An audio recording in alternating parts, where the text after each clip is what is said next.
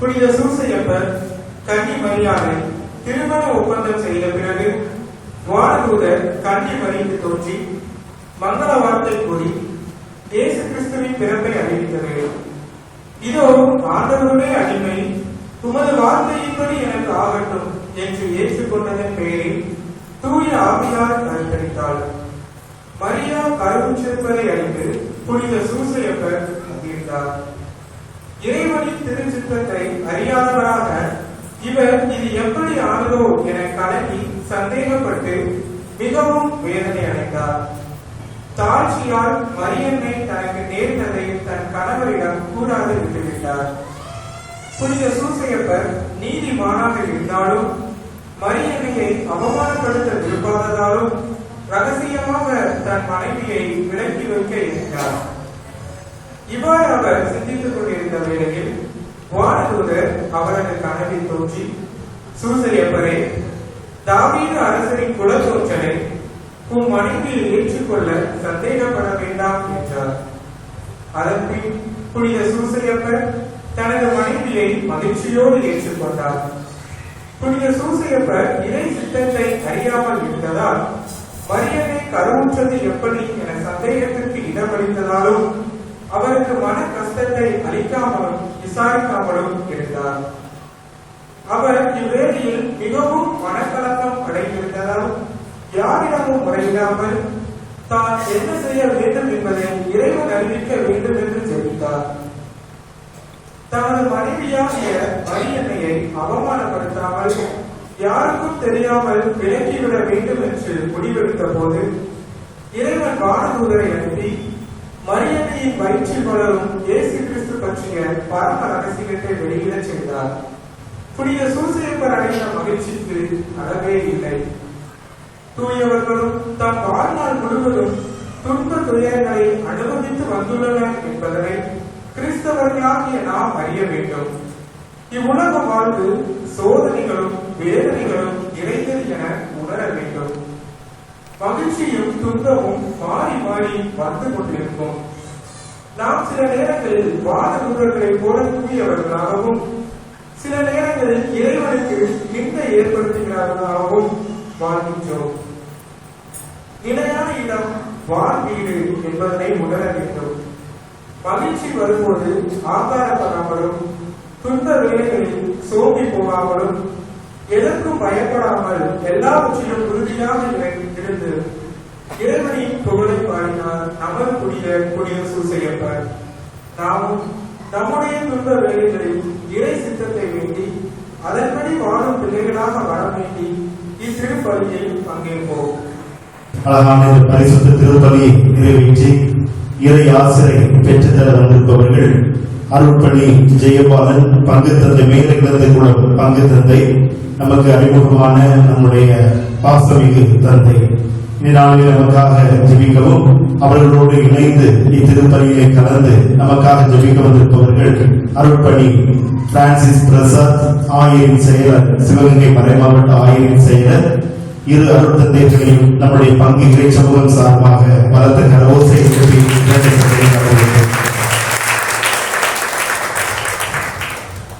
நண்பர்களே, இந்த திருப்பலியிலே முதலாக ஆண்டவருடைய திருவுடலையும் திருரத்தத்தையும் உட்கொள்ள போகின்ற 10 நபர்கள் தம்பி சஞ்சீவ், ஸ்ரீபா மாதவி, ஜோதிகா, ராமராஜ், அகிலா, ஸ்வேதா, பபிதா, அன்புக்கரசி, செல்வ ஆனந்த், தங்க பிரின்ஸ் இவர்களுக்காக திருப்பலியிலே மன்றாடுவோம். முதலிலே ஆண்டவர் இயேசுவை உட்கொள்ளப் போகிறார்கள், ஏற்றுக்கொள்ளப் போகிறார்கள். மது கிறிஸ்துவாக ஆண்டவருடைய பிள்ளைகளாக வாழ்ந்திடவும், மது கிறிஸ்துவாக இந்த உலகிலே சான்று பகிர்ந்து வாழ்ந்திடவும் இவர்களுக்காகவும் இவர்களுடைய ஞானத்தாய் தந்தையர்களுக்காகவும் இவர்களுடைய பெற்றோர்களுக்காகவும் இந்த திருப்பலியை சிறப்பாக நாம் மன்றாடுவோம். இந்த திருப்பலியிலே முக்கியமாக வாகை குலத்தை சார்ந்த திரு அற்புதராஜ், மரியாள், மருமகன் டேவிட், அந்தோனி அம்மாள், பேத்தி மரியா இவருடைய குடும்பத்திற்காக இறைவன் இந்நாள் வரை செய்த அனைத்து நன்மைகளுக்கு நன்றியாகவும், நல்ல சுகத்துடன் வாழவும், குடும்பத்திற்கு இறையாசை கிடைக்க, குடும்பத்தில் சமாதானம் நிலவ, பிள்ளைகள் ஞானத்திலும் அறிவிலும் வளர வேண்டும் என்றும், விவசாய செடிக்க மழைக்காக மற்றும் மரியாள் புனித நீராட்டு விழா நடந்ததற்கு நன்றியாகவும், குடும்பத்தின் தனிப்பட்ட கருத்துகளுக்காகவும் இந்த திருப்பலியை மன்றாடுவோம். திரு கோபி, திருமதி ஜெயசீலா, பிள்ளைகள் ஸ்வேதா, பபிதா, அரினா இந்த குடும்பத்திற்காக இறைவன் இந்நாள் வரை செய்த அனைத்து நன்மைகளுக்காக நன்றி கூறவும், முதல் விருந்து பெற இருக்கும் இந்த பிள்ளைகளை இறைவன் ஆசீர்வதிக்கவும், நல்ல சுகத்துடன் வாழவும், குடும்பத்திற்கு இறையாசு கிடைக்க, பிள்ளைகள் ஞானத்திலும் அறிவிலும் வளரவும், விவசாயம் செழிக்க, தொழில் முன்னேற்றம் அடைய குடும்பத்தின் தனிப்பட்ட கருத்துக்களுக்காக மன்றாடுவோம். மற்றும் இந்த திருப்பலியிலே திரு ராமராஜ், அகிலா, பிள்ளைகள் ஜோதிகா, ஷீபா, மாதவி இவருடைய குடும்பத்திற்காகவும் இறைவன் இந்நாள் வரை செய்த அனைத்து நன்மைகளுக்கு நன்றியாகவும், முதலாக ஆண்டவரை உட்கொள்ளப் போகிற பிள்ளைகளுக்கு இறைவன் நிறைவான ஆசீர்வாதத்தை கொடுத்து நல்வழியில் நடத்திடவும், மற்றும் தொழில் முன்னேற்றம் அடைய, தேர்வில் வெற்றி பெற, பிள்ளைகள் ஞானத்திலும் அறிவிலும் வளர இந்த குடும்பத்திற்காக மன்றாடுவோம். திரு சசிகுமார், சுமா, மகன் அனிருத், அம்மா கீதா இவருடைய குடும்பத்திற்காக இறைவன் இந்நாள் வரை செய்த அனைத்து நன்மைகளுக்கு நன்றியாகவும், நல்ல சுகத்துடன் வாழவும், உடல் மன நோய்கள் நீர, குடும்பத்திற்கு தெய்வ ஆசீர்வாதம் கிடைக்க, குடும்பத்தில் சமாதானம் நிலவ, பிள்ளைகள் ஞானத்திலும் அறிவிலும் வளர, பணி உயர்வு கிடைத்திட, தொழில் முன்னேற்றம் அடைய தனிப்பட்ட கருத்துக்களுக்காகவும் மன்றாடுவோம். ஜெயக்குமார், ஆரோக்கிய வேலி, பிரதீக்ஷா, சஞ்சய் இறைவன் இந்நாள் வரை செய்த அனைத்து நன்மைகளுக்கு நன்றியாகவும் நல்ல சுகத்துடன் வாழவும் குடும்பத்திற்கு தேவ ஆசீர்வாதம் கிடைக்க குடும்பத்தில் சமாதானம் நிலவ தொழில் முன்னேற்றம் அடைய தேர்வில் வெற்றி பெற மற்றும் இறந்து போன சூசை வேலம்மாளுடைய ஆத்மா நித்திய இளைப்பாற்றியடைய இந்த திருப்பலியை மன்றாடுவோம். சபரிமுத்து மரிய குருவம்மாள் பிள்ளைகள் பேரன் பேத்தி நலன்களுக்காகவும் நல்ல சுகத்துடன் வாழவும் குடும்பத்திற்கு தேவ ஆசீர்வாதம் கிடைக்க குடும்பத்தில் சமாதானம் நிலவ பிள்ளைகள் ஞானத்திலும் அறிவிலும் வளர தேர்வில் வெற்றி பெற கனகாவை இறைவன் ஆசீர்வதிக்கவும் புதிய இல்லம் அமைத்திட திரு கார்த்திக் அவர்களை இறைவன் ஆசீர்வதித்து வழிநடத்திடவும் இறந்து போன இயேசு கனி இவர்களுடைய பாவங்கள் மன்னிக்கப்பட்டு நித்திய இளைப்பாற்றி அடைய இந்த திருப்பலியை மன்றாடுவோம். அன்றைக்குரியவர்களே, இன்றைய இந்த திருப்பலியின் விழாவினை சிறப்பித்துக் கொண்டிருப்பவர்கள் நம்முடைய இளையோர் இயக்கம் மற்றும் மறைக்கல்வி மாணவ மாணவிகள். இந்த பிள்ளைகளுக்காக நாம் இந்த திருப்பலியை மன்றாடுவோம். இளையோர்களும் இந்த பிள்ளைகளுக்கு நல்ல எதிர்காலத்தை இறைவன் கொடுத்திடவும் நல்ல ஞானத்தோடு நம்முடைய பிள்ளைகள் வளர்த்திடவும் பிள்ளைகளுடைய தனிப்பட்ட கருத்துக்களையும் இந்த திருப்பலியில வைத்து நாம் சிறப்பாக மன்றாடுவோம்.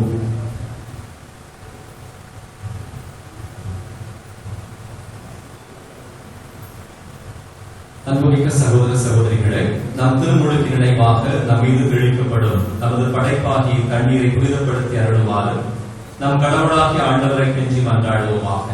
அவரை நமக்கு உதவி அளித்து அன்று நாம் பெற்றுக்கொண்ட தூய ஆவிக்கு உண்மை உள்ளவர்களாய் நிலைத்திருக்க அருள்வாராக. ஆண்டவரே, எல்லாம் வல்ல இறைவா, உமது மக்களின் வேண்டல்களை கனிவாய் கேட்டருளும். வியத்தகு முறையில் எங்களை படைத்தீர் என்றும் அதிலும் வியத்தகு முறையில் எங்களை மீட்டருளீர் என்று நினைவு கூறும் எங்களுக்காக இத்தண்ணீர் மீது உமது ஆசியை கனிவுடன் பொழிவீராக. ஏனெனில் நிலத்தை வளப்படுத்தவும் எங்கள் உடலுக்கு புத்துணர்வும் தூய்மையும் தரவும் இத்தண்ணீரை படைத்தீர்.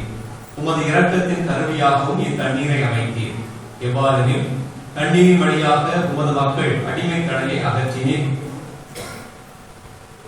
பாறை நிலத்தில் அவர்களது தாகத்தை தணித்தீர். அதன் வழியாக மனித இனத்தோடு இங்கு செய்ய இருந்த புதிய உடன்படிக்கையை இறைவாக்கினர் முன் அறிவித்தனர். இறுதியாக யோர்தானில் கிறிஸ்து புனிதமாக்கிய தண்ணீரின் வழியாக பாவ கரைவழிந்த எங்கள் மனித இயல்பை புதுப்பிறப்பு அளிக்கும் திருமுழுக்கினால் கழுவி புதுப்பித்தீர். ஆகவே நாங்கள் பெற்றுக்கொண்ட திருமுழுக்கு நினைவாக இத்தண்ணீர் இருப்பதாக. பாஸ்கா பெருவிழாவில் திருமுழுக்கு பெற்ற எங்கள் சகோதர சகோதரிகளோடு நாங்களும் ஒன்று சேர்ந்து மகிழ்ச்சி கொள்ள செய்வீராக. எங்கள் ஆண்டவராகிய கிறிஸ்து வழியாக உம்மை மன்றாடுகின்றோம். ஆமென்.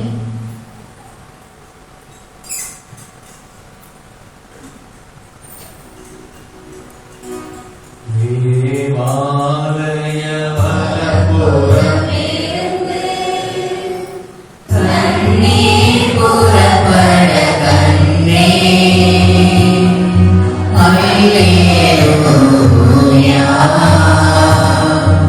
அந்த தண்ணீர் ஆயிரம் வந்தது அவர்கள் யாவருமே.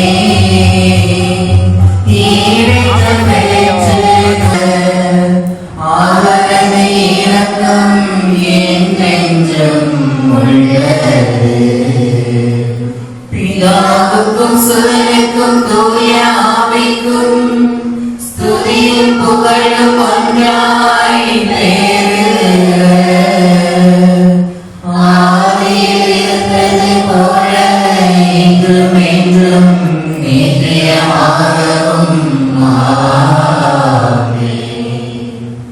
எல்லாம் வல்ல இறைவன் நம் பாவங்களிலிருந்து நம்மை தூய்மைப்படுத்துவாராக.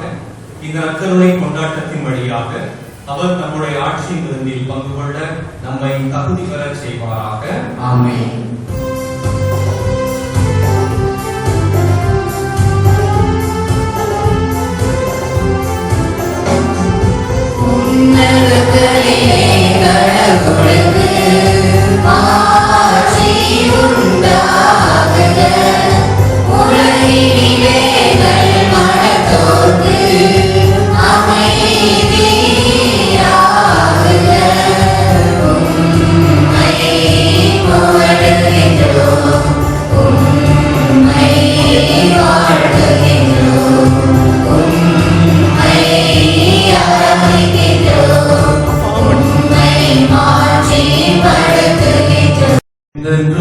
எல்லாம் வல்ல இறைவா, மறைபொருளை எப்பொழுதும் எங்களில் நிறைவு பெறச் செய்தருளும். இவ்வாறு புனித திருமுழுக்கினால் நீர் புதுப்பிக்க திருவுளம் கொண்ட நாங்கள் உமது பாதுகாப்பின் உதவியால் மிகுந்த பயந்தந்து நிலை வாழ்வின் மகிழ்ச்சிக்கு வந்து சேர அருள்வீராக. உம்மோடு தூய ஆவியாரின் ஒன்றிப்பின் இறைவனாய் என்றென்றும் வாழ்ந்து ஆட்சி செய்கின்ற எங்கள் ஆண்டவரும் உம் திருமகனுமாகிய இயேசு கிறிஸ்து வழியாக உம்மை மன்றாடுகின்றோம்.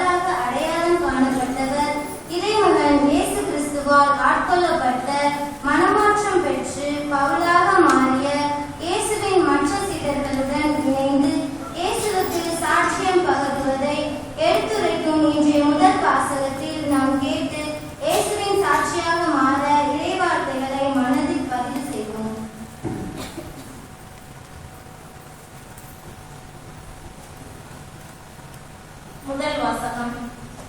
பவுல் ஆண்டவரை வழியில் கண்டது பற்றி பர்னபா திருத்தூதர்களுக்கு விளக்கி கூறினார். திருத்தூதர் பணிகள் நூலிலிருந்து வாசகம். அதிகாரம் 9 இறை திரு வசனங்கள் 26 தொடங்கி 31 முடிய. திருத்தூதர் பணிகள் நூலிலிருந்து வாசகம். அதிகாரம் 9 இறை திரு வசனங்கள் 26 தொடங்கி 31 முடிய.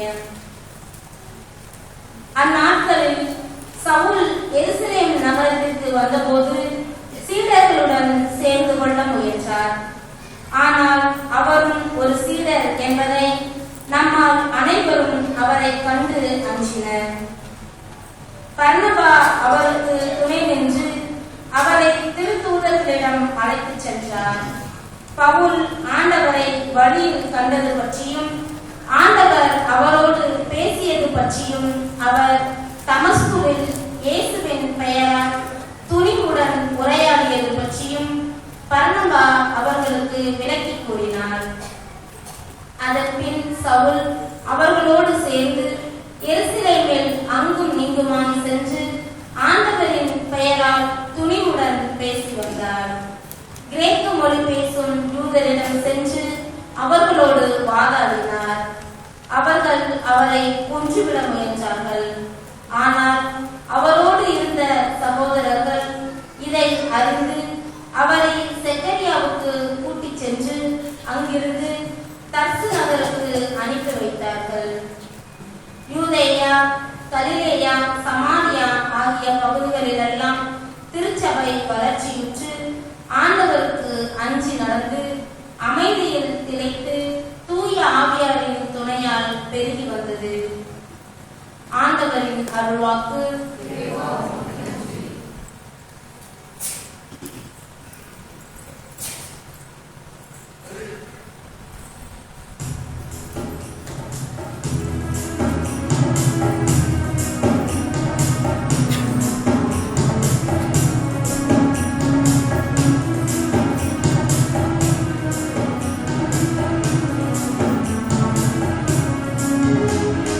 நீ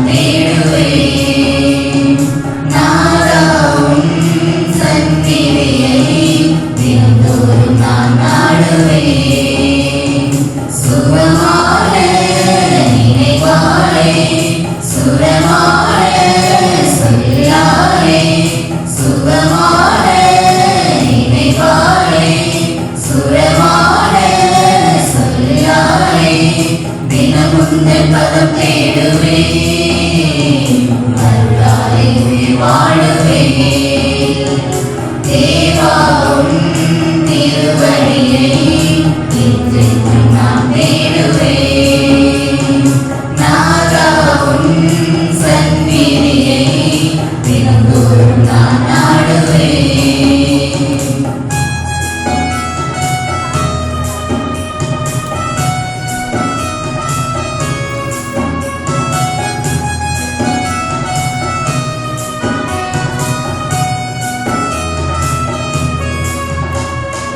இருளான உலகத்திலே நீரொளியாக வர வேண்டுமே இருளான உலகத்திலே நீரொளியாக வர வேண்டுமே தடுமாறி தவறாக நான் வாழும்போது வழிகாட்டி என்னை காக்கவா எனக்காக உயிர் வாழ்வா ஒளியாக வழியாக உயிராக வந்து எனக்காக உயிர் மீட்டவா என் வாழ்வில் ஒளியேற்றவா தேவா உன் திருவடியை என்றென்றும் நான் தேடுவேன் நாதா உன் சந்நிதியை தினந்தோறும் நான் நாடுவேன்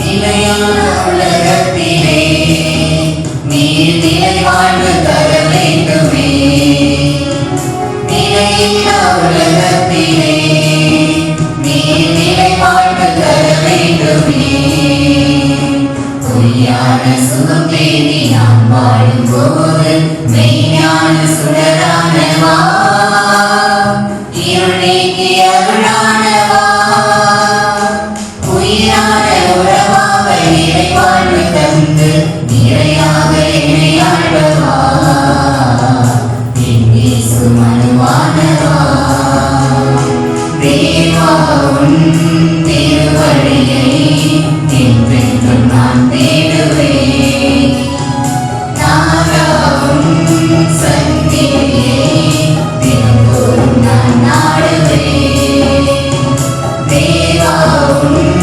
திருவடியை என்றென்றும் நான் தேடுவேன் நாதா உன் சந்நிதியை தினந்தோறும் நான் நாடுவேன் சுகமான நினைவாலே சுரமான சொல்லாலே சுகமான நினைவாலே சுரமான சொல்லாலே தினமுந்தன் பதம் தேடுவேன் அருளாலே உயிர் வாழுவேன் தேவா உன் திருவடியை என்றென்றும் நான் தேடுவேன் நாதா உன் சந்நிதியை தினந்தோறும் நான் நாடுவேன்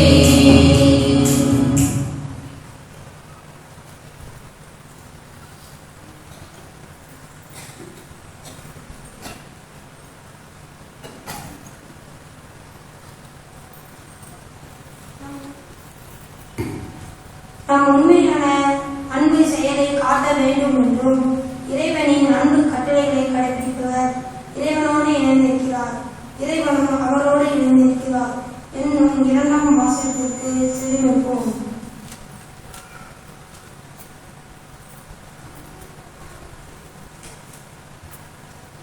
இரண்டாம் வாசகம். நம்பிக்கை கொண்டு அன்பு செலுத்த வேண்டும், இதுவே கிறிஸ்துவின் கட்டளை. திருத்தூதர் யோவான் எழுதிய முதல் திருமுகத்திலிருந்து வாசகம். அதிகாரம் 3, இறை வார்த்தைகள் 18 தொடங்கி 24 முடிய. திருத்தூதர் யோவான்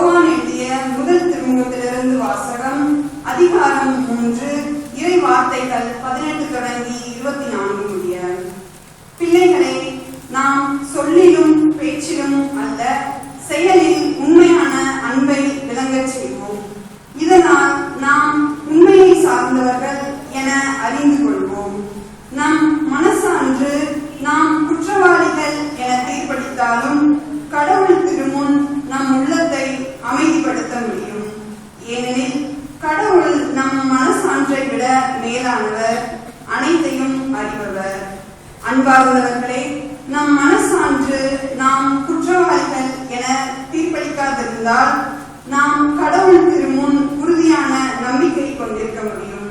அவரிடம் நாம் எதை கேட்டாலும் பெற்றுக்கொள்வோம். ஏனெனில் அவர் கட்டளைகளை கடைபிடிக்கிறோம். அவர் திருமுன் அவருக்கு உகந்தவற்றை செய்து வருகிறோம். கடவுள் நமக்கு கொடுத்த கட்டளைப்படி அவருடைய மகன் இயேசு கிறிஸ்துவிடம் நம்பிக்கை கொண்டு ஒருவர் மற்றவரிடம் அன்பு செலுத்த வேண்டும். இதுவே அவரது கட்டளை. கடவுளுடைய கட்டளைகளை கடைபிடிப்பவர் அவரோடு இணைந்திருக்கிறார். கடவுளும் அவரோடு இணைந்திருக்கிறார். கடவுள் நம்மோடு இணைந்திருக்கிறார் என்பதை அவர் நமக்கு அருளிய தூய ஆவியால் அறிந்து கொள்கிறோம். ஆண்டவரின் அருள்வாக்கு.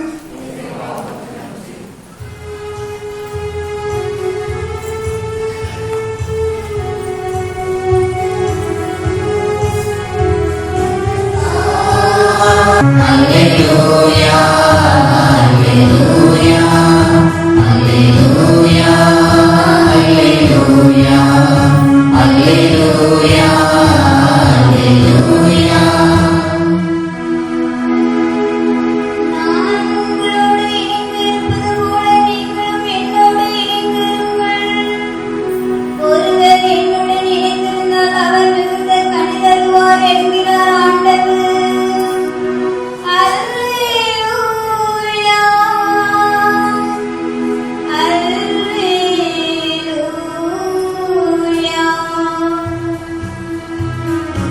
Alleluia, Alleluia, Alleluia, Alleluia, Alleluia, Alleluia, Alleluia.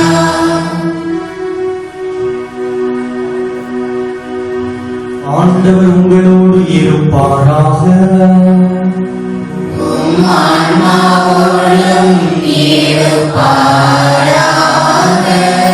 யோவான் எழுதிய தூய நற்செய்தியிலிருந்து வாசகம். ஆண்டவரே, மாட்சி உமக்கே.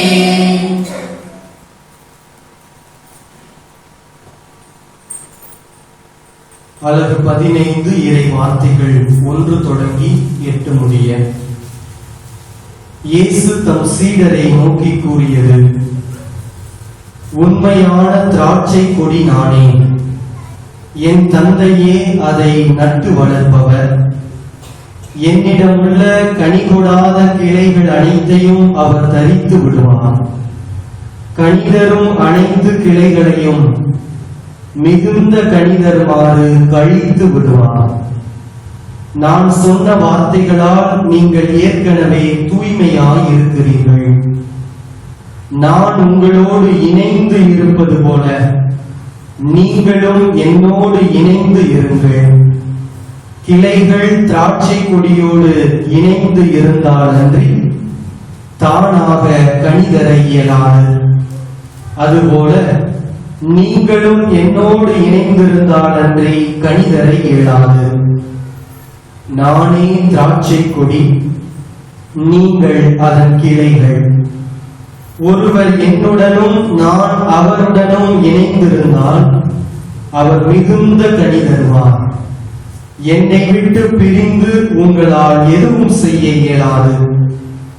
என்னோடு இணைந்து இராதவர் கிளையை போல தரித்து எரியப்பட்டு உலர்ந்து போவார். அக்கிளைகள் கூட்டி சேர்க்கப்பட்டு நெருப்பிலிட்டு எரிக்கப்படும்.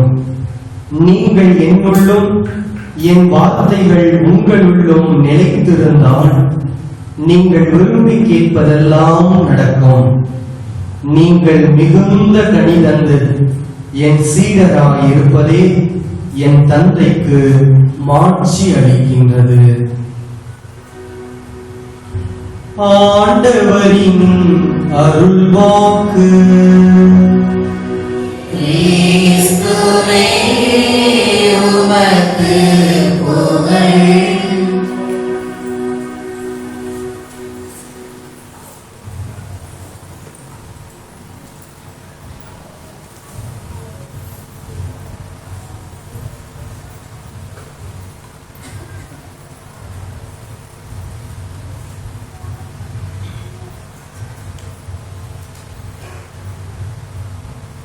ஆண்டவர் இயேசு கிறிஸ்துவில் அன்பான சகோதரர்களே, சகோதரிகளே, அன்பு குழந்தைகளே, இந்த அருமையான மகிழ்ச்சியான வேளையில் இந்த ஆலயத்தினுடைய பங்கினுடைய பாதுகாவலர் தூய சூசைப்பருக்கு நீங்கள் விழா எடுத்துக் கொண்டிருக்கிறீர்கள். இந்த நாளிலே நம்முடைய அன்பு குழந்தைகள் நற்கருணை ஆண்டவரை முதன்முறையாக உட்கொடுக்கிறார்கள். இந்த மகிழ்ச்சியில் என்னையும் அன்போடு அழைத்த உங்களுடைய பாசத்திற்குரிய தந்தை, அன்பு தந்தை சந்தியாக அவர்களை நன்றியோடு நினைத்து பார்க்கிறேன்.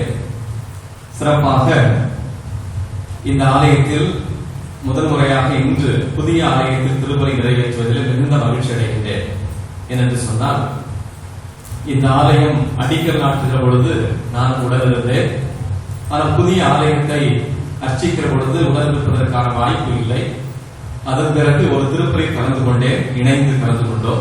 ஆனால் முதன்முறையாக இத்திருவிழாவின் போது உங்களோடு இணைந்து இந்த பலியை ஒப்புக் கொடுப்பதற்கான வாய்ப்பை தந்தை அவர்கள் வழங்கியிருக்கிறார்கள்.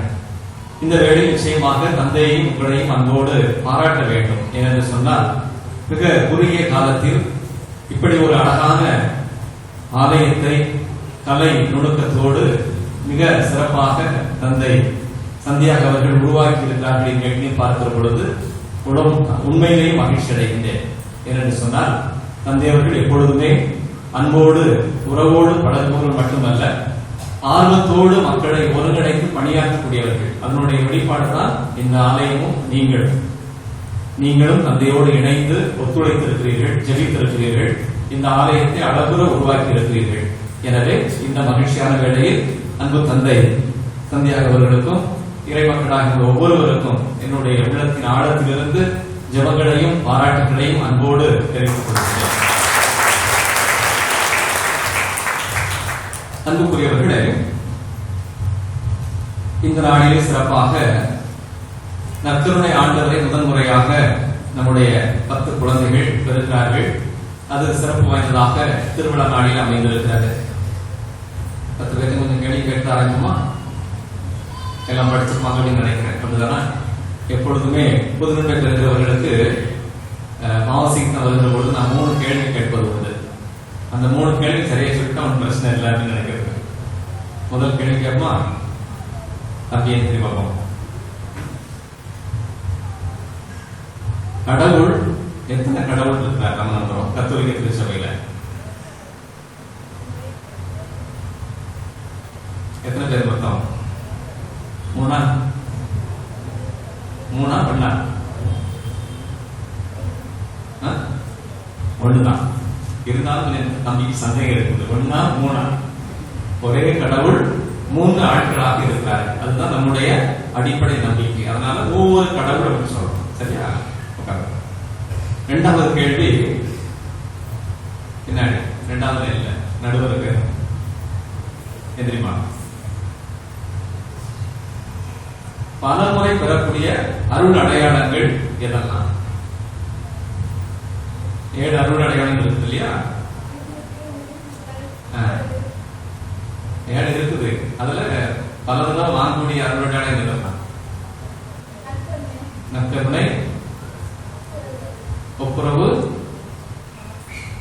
2 தானா? 2 தானா? வேற இருக்கா? ஒப்புரவு அப்படின்னு சொல்லி, ஒப்புரவு, நற்கருணை, நோயில் பூசுதல் நம்ம என்ன செய்யலாம்? அடிக்கடி பெற்றுக்கொள்ளலாம். சரி, பாராட்டுகள். கடைசியாக கடைசி பெரிய தம்பி சொல்லுவோம். நற்கருணை அந்த அப்பரசத்தில் யார் இருக்கிறார்?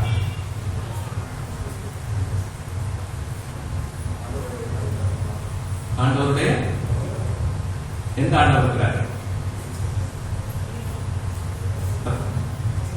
பயப்படாம சொல்லுங்க. இயேசு இருக்கிறார். ஏன்னா சில பேருக்கு சந்தேகம் வந்துடும். சில கிராமங்களுக்கு போகிற பொழுது நற்கருணை யார் இருக்கா அப்படின்னு கேட்டா சொல்லுவாங்க அந்தோனியா இருக்காரு, சூசைப் இருக்காருன்னு சொல்லுவாங்க. ஏன்னா அவங்களுடைய ஆலயத்தினுடைய பாதுகாவலர் அதுதான் வழக்கமா சொல்றது உண்டு. அந்த தம்பி கரெக்டா இயேசு இருக்கிறார் அப்படின்னு சொன்னாங்க. சரி, இந்த நற்கருணையை உட்கொள்கிற பொழுது இயேசு நமக்குள் வருகிறார், நாம இயேசுவை உணவாக பெறுகிறோம் என்று சொன்னால், இந்த அருள் அடையாளத்தை பெறுகிற பொழுது என்ன நடக்குது? நமக்குள்ள நாமும் இருக்கிறவங்க எல்லாருக்கும் என்ன செய்யறோம்? ஒவ்வொரு நாளும் திருப்பதி கலந்து கொள்கிற பொழுது நற்கருணையை உணவாக உட்கொடுக்கிறோம். நற்கருணை தப்பரச வழியில் வருகிற பொழுது நமக்குள்ள என்ன நடக்குது? ஏதாவது நடக்குதா இல்லையா? சும்மா ஏதோ வரோம், நற்கருணை சாப்பிட்டு போறோமா?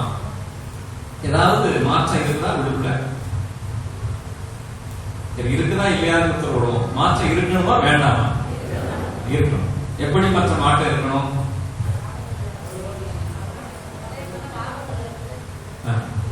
நிறைய யோசித்தே இருக்கேன். சரியா? மாற்றம் நிறைய இருக்கணுங்கிறத மாற்று கருத்து இல்லை. நற்கருணை ஆண்டவர் நமக்குள் வருகிற பொழுது நிச்சயமாக அது மிகப்பெரிய ஒரு மாற்றத்தை உருவாக்க வேண்டும். சரியா? அப்போ இன்றைக்கு நற்செய்தி நாம் பார்க்கிற பொழுது நற்கருணையை நாம் உட்கொள்கிற பொழுது நாம என்ன செய்யறோம்? கடவுளோடு இணைந்து இருக்கிறோம். கடவுள் நம்மோடு இணைந்து இருக்கிறார். அந்த அடிப்படை நம்பிக்கை நமக்கு முதல்ல வேணும். ஆண்டவரோடு நாம் இணைந்து இருக்கிறோம், ஆண்டவர் நம்மோடு இணைந்து இருக்கிறார். அதனால நற்செய்தியில் பார்க்கிறோம். யோவான் நற்செய்தி 15ஆம் அதிகாரம் 4வது இறை வார்த்தையில், நான் உங்களோடு இணைந்து இருப்பது போல நீங்களும் என்னோடு இணைந்து இருங்கள். இந்த இணைப்பு எப்பொழுது சாத்தியமாகும்? அதை உணர்கிற பொழுதுதான் சாத்தியமாகும். நாம பார்க்கிறோம், கனி கொடுக்கிறவர்களாக இருக்க வேண்டும் என்று சொன்னால் இணைந்து இருப்பது அவசியம் என்பதை இயேசு சுட்டி காட்டுகிறார். என்னோடு இணைந்திருந்தால் அன்றி நீங்கள் என்ன செய்ய முடியாது? கனி கொடுக்க இயலாது. ஒரு மரம் கனி தர வேண்டும் என்று சொன்னால் அது என்ன செய்ய வேண்டும்? மரத்தோடு இணைந்து இருக்க வேண்டும். ஒரு கிளை வெட்டினா கனி கொடுக்குமா? வீட்டுல மரம் வச்சிருக்கிறோம், மாமரம் வச்சிருக்கிறோம், கொய்யா மரம் வச்சிருக்கிறோம். கிளையை வெட்டி தூர போட்டாச்சுன்னா என்ன ஆகும்? அதுல இருந்து கொய்யா பழமோ மாம்பழமோ வருமா? வராது. அது காஞ்சி கருகி போயிடும். அதே போலத்தான் நாம் கடவுளோடு இணைந்து இருக்கிற பொழுதுதான் நாம் பலன் கொடுக்க முடியும். செல்போன் எல்லாரும் வச்சிருக்கிறோம். கடையில போய் ஒரு பெரிய நல்ல அழகான ஒரு செல்போன் வாங்கிட்டு வரோம்னு வச்சுக்கிறோம். வாங்கிட்டு வந்துட்டு அதுல எல்லா ஆப்ஷனும் இருக்குல்ல, எல்லாத்தையும் பார்க்கலாம். அதுல வாங்கிட்டு வந்து சும்மா அதை பார்த்துட்டே இருந்து எல்லாம் பார்க்க முடியுமா? என்ன வேணும்? முதல்ல பேட்டரி வேணும், சார்ஜ் பண்ண கரண்ட் வேணும். அதுக்கு பேர நெட் கார்டு போட்டு தான் லிஸ்ட் முடியும். அது இல்லாம ஒரு படம் தெரியப்படுதுன்னா எப்படி வரும்? வருமா? வராது. அதே போலத்தான் ஆண்டவரோடு நாம் இணைந்திருந்தால் தான் நாம் என்ன செய்ய முடியும்? கனி கொடுக்க முடியும். இப்ப எப்பொழுதெல்லாம் நம்ம ஆண்டவரோடு இணைந்து இருக்கிறோம்? விவிலியத்தில் பார்க்கிறோம் 4 வகைகளில் நாம் ஆண்டவரோடு இணைந்து இருக்க முடியும். முதலாவதாக கலாத்தியருக்கு எழுதிய திருமுகம் 3ஆம் அதிகாரம் 27வது வசனத்துல பவுலடியார் நமக்கு சொல்லுகிறார். அதை வாசிக்க முடியுமா? கலாத்தியர் 3:27. கிறிஸ்துவோடு இணைந்திருக்கும்படி திருமுழுக்கு பெற்ற நீங்கள் அனைவரும் கிறிஸ்துவை அணிந்திருக்கிறீர்கள். அப்போ திருமுழுக்கின் வழியாக நாம் என்ன செய்திருக்கிறோம்? ஆண்டவரோடு இணைந்திருக்கிறோம். ஆண்டவரை ஆடையாக அணிந்திருக்கிறோம். திருமுழுக்கு பெற்ற எல்லோரும் இருக்கிற நாம் எல்லோருமே திருமுழுக்கு பெற்றிருக்கிறோம் என்று சொன்னால் ஆண்டவர் நம்மோடு இருக்கிறார், நாம் ஆண்டவரோடு இணைந்திருக்கிறோம். இரண்டாவது, இயேசுவின் மீது நம்பிக்கை கொடுக்கிற பொழுது நாம் அவரோடு இணைந்திருக்கிறோம். யோவான் தன்னுடைய முதல் திருமுகத்தில் எழுதுகிறாரு. 4வது அதிகாரம் 15வது வசனம். 1 யோவான் 4:15. இயேசுவே இறைமகன் என ஏற்று அறிக்கையிடுபவரோடு, இயேசுவே இறைமகன் இயேசு என ஏற்று அறிக்கையிடுபவரோடு கடவுள் இணைந்திருக்கிறார், அவரும் கடவுளோடு இணைந்திருக்கிறார். யாரெல்லாம் இயேசுவே மெசியா என்று ஏற்று அறிக்கையிட்டு நம்புகிறார்களோ அவர்களோடு கடவுள் இணைந்திருக்கிறார், கடவுளும் நாமும் அவரோடு இணைந்திருக்கிறோம். இந்த இணைப்பு எப்படி சாத்தியமாகிறது? நம்பிக்கையின் வழியாக. நாம் இயேசு மீது கொண்டிருக்கிற நம்பிக்கையினால். நமக்கு எல்லாருக்கும் நாம இயேசு நம்பிக்கை இந்த ஆலயத்துக்கு வந்திருக்கிறோம். இப்ப எல்லோரும் நாம் என்ன செய்திருக்கிறோம்? ஆண்டவரோடு இணைந்திருக்கிறோம், ஆண்டவர் நம்மோடு இணைந்திருக்கிறார். மூன்றாவது, இன்னைக்கு நம்முடைய குழந்தைகள் நற்கருணை பெறுகிறார்கள். நற்கருணை உட்கொள்கிற பொழுதும் ஆண்டவர் நம்மோடு இணைந்திருக்கிறார், நாமும் ஆண்டவரோடு இணைந்திருக்கிறோம். யோவான் நற்செய்தி 6ஆம் அதிகாரம் 56வது வசனத்துல வாசிக்கிறோம். யோவான் 6:56. எனது சதையை உண்டு எனது ரத்தத்தை குடிப்போர் என்னோடு இணைந்திருப்பர், நானும் அவர்களோடு இணைந்திருப்பேன். அன்பானவர்களே, இப்ப நற்கருணையை உட்கொள்கிற பொழுது ஆண்டவர் நம்மோடு இணைந்திருக்கிறார், நாமும் அவரோடு இணைந்திருக்கிறோம். கடைசியாக அன்பு செய்கிற பொழுது நாம் ஆண்டவரோடு இணைந்திருக்கிறோம். 1 யோவான் 4ஆம் அதிகாரம் 12வது வசனம். கடவுளை எவரும் என்றுமே கண்டதில்லை. நாம் ஒருவர் மற்றவரிடம் அன்பு கொண்டுள்ளோம் என்றால் கடவுள் நம்மோடு இணைந்திருக்கிறார். அன்பு செய்கிற பொழுது கடவுள் நம்மோடு இணைந்திருக்கிறார். 16வது வசனம். கடவுள் நம்மிடம் கொண்டுள்ள அன்பை நாம் அறிந்துள்ளோம், அதை நம்புகிறோம். கடவுள் அன்பாய் இருக்கிறார், அன்பில் நிலைத்திருக்கிறார். அன்பில் நிலைத்திருக்கிறவர் கடவுளோடு இணைந்திருக்கிறார். அன்புக்குரியவர்களே, நமக்கு தெளிவான போதனை. திருமுழுக்கின் வழியாக நாம் ஆண்டவரோடு இணைந்திருக்கிறோம்.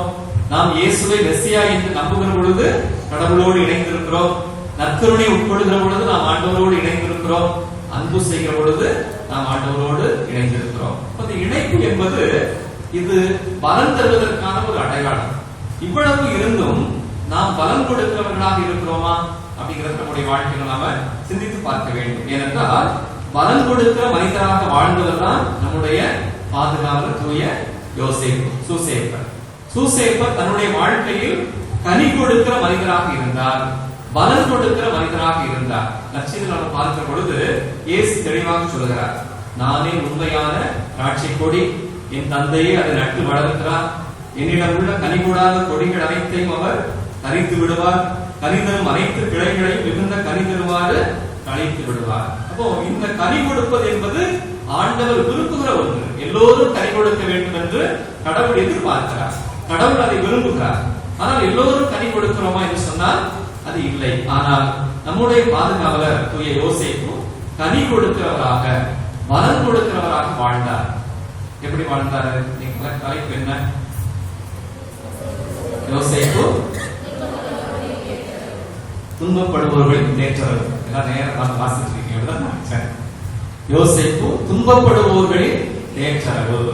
இப்ப யோசேப்பு எந்த துன்பத்தை சந்திச்சாரு அவருடைய வாழ்க்கையில? அவன் எங்கேயுமே பேசவே இல்லை, தன்னுடைய துன்பத்தை யாரிடமும் சொன்னதும் இல்லை, சொல்லியதாக இங்கே விவிலியத்தில் நமக்கு தரப்படவில்லை. அப்படி என்னதான் அவர் துன்பப்பட்டாரு? அன்னை மரியாதையுடைய துன்பத்தை நாம சொல்றோம், 7 வியாகுலங்கள் சொல்றோம், 7 துன்பங்கள் சொல்றோம். சூசேப்பர் என்ன துன்பப்பட்டாரு? அவர் வாழ்க்கை அமைதியா வந்து போயிட்டாரு. அவருக்கு என்ன துன்பம் இருந்துச்சு? ஏதாவது ஒரு துன்பம் சொல்லுங்க பாப்போம். யோசிக்கிறோம், அந்த மனுஷன் அமைதியான மனுஷன், அவருக்கு என்ன துன்பம் அப்படின்னு. சூசேப்பருடைய வாழ்க்கையில் நம்ம பார்த்தோம் சொன்னா 3 துன்பங்களை அவர் அனுபவிக்கின்றார். முதல்ல அவர் சந்தித்த துன்பம் என்ன அப்படின்னு சொன்னா, மத்தேயு நற்செய்தி 1 அதிகாரம் 18-19 வசனத்துல நம்ம பார்க்கிறோம். அது வாசிங்க. இயேசு கிறிஸ்துவின் பிறப்பையொட்டி நிகழ்ச்சிகள். அவருடைய தாய் மரியாவுக்கும் யோசேப்புக்கும் திருமண ஒப்பந்தம் செய்யப்பட்டிருந்தது. அவர்கள் கூடி வாழும் முன் மரியா கருவுற்றிருந்தது தெரிய வந்தது. அவர்கள் கூடி வாழும் முன் மரியா கருவுற்றது தெரிய வந்தது. இதுதான் சூசேப்பர் சந்தித்த முதல் துன்பம். இயேசுவினுடைய பிறப்பு மகிழ்ச்சி நமக்கு தெரியும், ஆனால் திருமண நிச்சயம் செய்யப்பட்டிருக்கிறது, ஒப்பந்தம் செய்யப்பட்டிருக்கிறது. ஆனால் அவருக்கு சொல்லப்படுகிறது மரியா கருவுற்றிருக்கிறார், திருமணம் ஆகல, 2 பேரும் சேர்ந்து வாழவில்லை. அப்ப இந்த வார்த்தைகள் நிச்சயமாக சூசேப்பருக்கு மிகப்பெரிய ஒரு கடினத்தை அவருக்கு தந்திருக்க வேண்டும். உள்ளத்துல ரொம்ப கஷ்டப்பட்டிருக்கணும். இன்னைக்கு நம்முடைய ஊர்ல இருக்கிறது போல அன்னைக்கு என்ன செய்யறாங்க, ஒரு கிராமத்துல சூசேப்பரும் மரியாவும் இருந்துக்கிறாங்க நாசரேத்துல. இப்ப நீங்க யோசிச்சு பாருங்க, ஒருவேளை நம்முடைய ஊர்ல 2 பேருக்கு திருமண ஒப்பந்தம் செய்யப்பட்டிருக்கிறது, 2 நாள் தான் ஆச்சு. அதுக்கு முன்ன யாராவது வந்து பரிசோதித்து பார்த்துட்டு இந்த பொண்ணுக்கு கருவுற்று இருக்கிறான்னு சொன்னா என்ன நடக்கும்? யோசிச்சு பாருங்க, என்னெல்லாம் பேசிருப்பாங்க. யாரோ ஒரு குழந்தைக்கு இந்த இவர் என்ன செய்ய போறாரு, ஆமா அப்பா இருக்க போறான்னு சொல்லுவாங்களா சொல்ல மாட்டாங்களா? கண்டிப்பா பேசிருப்பாங்க. திருமணத்துக்கு முன்னாடியே இப்படி பெற்ற ஒரு பெண்ணை ஏற்றுக்கொள்ளலாமா அப்படின்னு கூட விவாதம் பண்ணிருப்பாங்க. மிகப்பெரிய ஒரு சிக்கலை சந்திச்சிருப்பார், மிகப்பெரிய ஏழத்தை அவர் எதிர்கொண்டிருப்பார். ஆனால் இந்த துன்பங்களை, முதல் துன்பம் அதுதான், மரியா கருவுற்றிருக்கிறார் தெரிந்தவுடன் நிச்சயமாக அதை எதிர்கொள்வது எப்படி, அதை தாங்கிக் கொள்வது எப்படி, பிறருடைய ஏளன பேச்சுக்கள், பிறருடைய விமர்சனங்கள், அதை அவர் தன்னுடைய உள்ளத்துல நிச்சயமாக அனுபவித்திருக்க வேண்டும். அதுதான் அவர் சந்தித்த முதல் துன்பம். இரண்டாவது துன்பம் மத்தேயு நற்செய்தி 2ஆம் அதிகாரம் 13-14 வசனம். அவர்கள் திரும்பி சென்றபின் ஆண்டவருடைய தூதர் யோசேப்புக்கு கனவில் தோன்றி, நீர் எழுந்து குழந்தையையும் அதன் தாயையும் கூட்டிக் கொண்டு எகிப்துக்கு தப்பி ஓடிச் செல்லும். நான் உமக்கு சொல்லும் வரை அங்கேயே இரும். ஏனெனில் குழந்தையை ஏரோது கொள்வதற்காக தேடப் போகிறான். யோசேப்பு சந்தித்த இரண்டாவது துன்பம் குழந்தை இயேசுவை ஏரோது கொல்வதற்காக தேடுகிற பொழுது, கடவுளுடைய திருவுளத்திற்கு ஏற்ப மரியாதை ஏற்றுக்கொள்கிறார், குழந்தையும் இணைந்து வாழ்கிறார்கள். திடீரென்று இன்னொரு துன்பம் வருகிறது. ஏரோது என்ன செய்கிறார்? 2 வயது அதற்குட்பட்ட எல்லா குழந்தைகளையும் கொல்ல வேண்டும் என்று சொல்கிற பொழுது, இந்த குழந்தையை எப்படி காப்பாற்றுவது என்கிற துன்பம் அவருடைய வாழ்க்கையில் சந்தித்தது. எப்படி காப்பாற்ற போகிறோம்? கடவுள் மிகப்பெரிய ஒரு பொறுப்பை கொடுத்திருக்கிறார். இதை எப்படி செய்ய போகிறேன் என்கிற ஒரு அச்சத்தோடு, கலக்கத்தோடு, பயத்தோடு அவர் தன்னுடைய உள்ளத்தில் துயரத்தை அனுபவிக்கிறார். மூன்றாவதாக மத்தேயு நற்செய்தி 2ஆம் அதிகாரம் 19-20.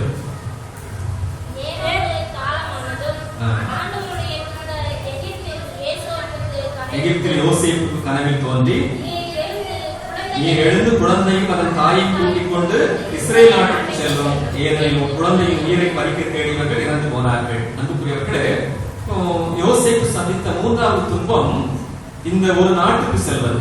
முதல்ல செய்யறாரு, குழந்தையை காப்பாற்றுவதற்காக எகிப்துக்கு போகிறார். எகிப்துக்கு போயிட்டு அங்கிருந்து இங்க வர திருப்பி இஸ்ரேல் நாட்டுக்கு வருகிறார், எருசலேமுக்கு வருகிறார்.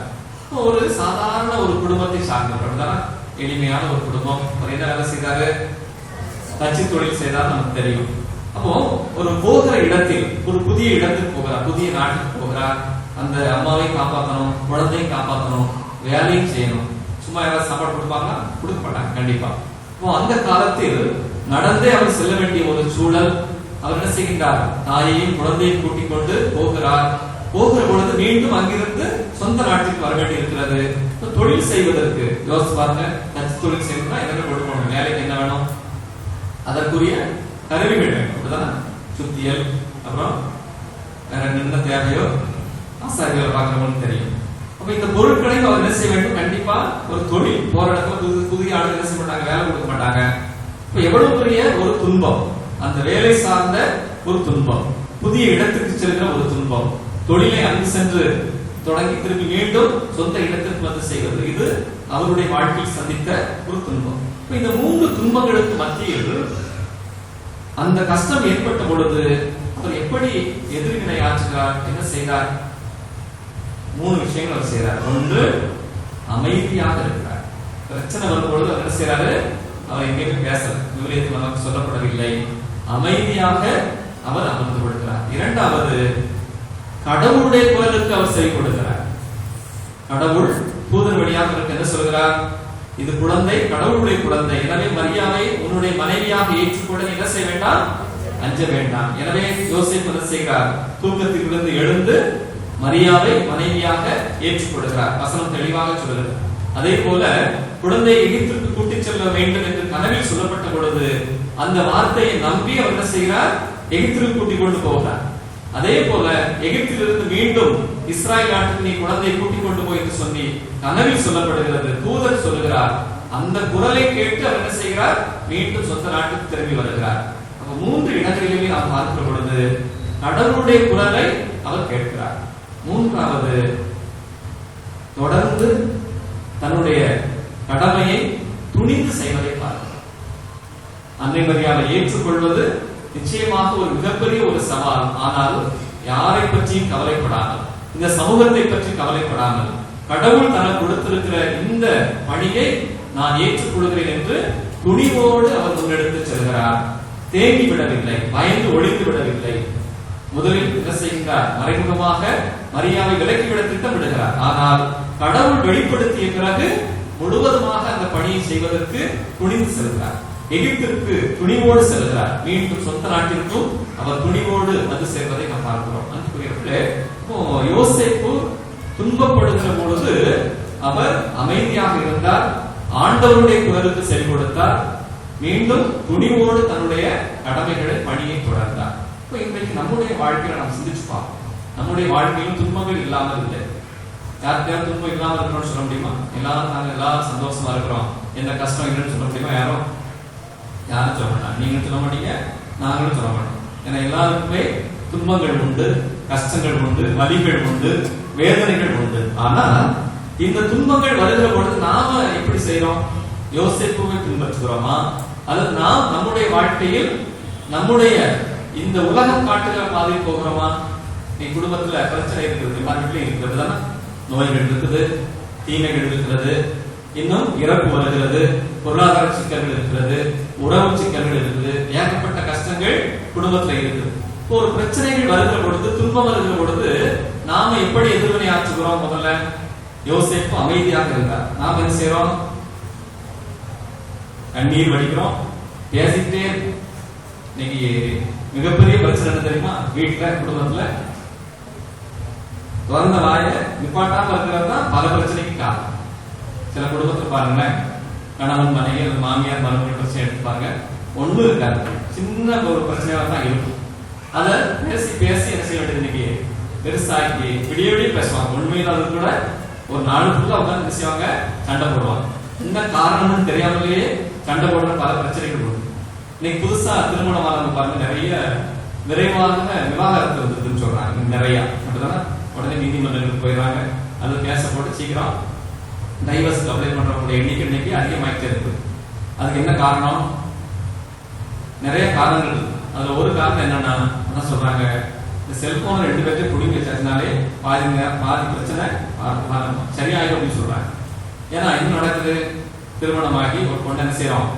கல்யாணம் ஆகினோன்னு அனுப்பி வைக்கிறோம், மாப்பிள்ளை போகுது. அங்க போய் மாமனாரோ மாமியாரோ ஒரு சின்ன வார்த்தை சொன்னோன்னு நம்ம என்ன செய்யுது? உடனே கண்ணீர் வடிச்சுட்டு போதும், எங்க போடுது? வீட்டுக்கு போகுது.